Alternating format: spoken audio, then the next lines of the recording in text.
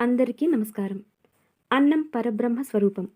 పూర్వకాలం నుండి మన పెద్దలు భోజనం చేయాలంటే ఎన్నో నియమాలు, పద్ధతులు పాటించేవారు. భోజనం చేసేటప్పుడు పాటించాల్సిన నియమాలు ఏంటో తెలుసుకుందాం. మంచం మీద కూర్చొని భోజనం చేయకూడదు. ఇలా తినడం వల్ల మనం తిన్న తిండి వంటికి పట్టదు అంటారు. భోజనం చేసే ముందు కాళ్ళు, చేతులు శుభ్రంగా కడుక్కోవాలి. అంతేకాకుండా భోజనం తినేటప్పుడు తూర్పు వైపు గాని, ఉత్తరం వైపు గాని కూర్చుని తినడం చాలా మంచిది.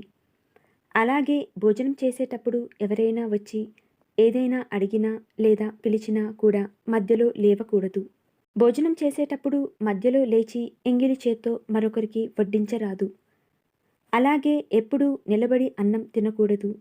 అలా చేయడం వల్ల పరమదరిద్రులు అవుతారు. భోజనం చేసేటప్పుడు అన్నం ప్లేట్‌ను వడిలో పెట్టుకుని భోజనం తినకూడదు. అలాగే భోజనం చేసినప్పుడు కూరలు బాగా లేవని అనకూడదు. అలాగే భోజనం వదలకూడదు. కొంతమంది భోజనం చేసేటప్పుడు ఆహారం వండిన గిన్నెను మొత్తం ఖాళీ చేస్తుంటారు. అలా చేయకుండా 4 మెతుకులైనా అందులో చివరకు మిగిలి ఉండేలా చూసుకోవాలి.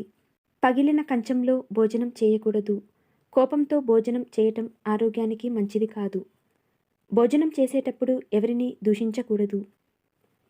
అలాగే ఎక్కువ మాట్లాడకూడదు. అన్నపూర్ణాదేవిని మనసులో తలుచుకుంటూ భోజనం చేయటం మంచిది.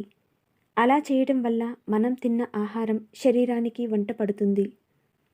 భోజనం చేశాక నోటిలో నీరు పోసుకుని పుక్కిలించాలి.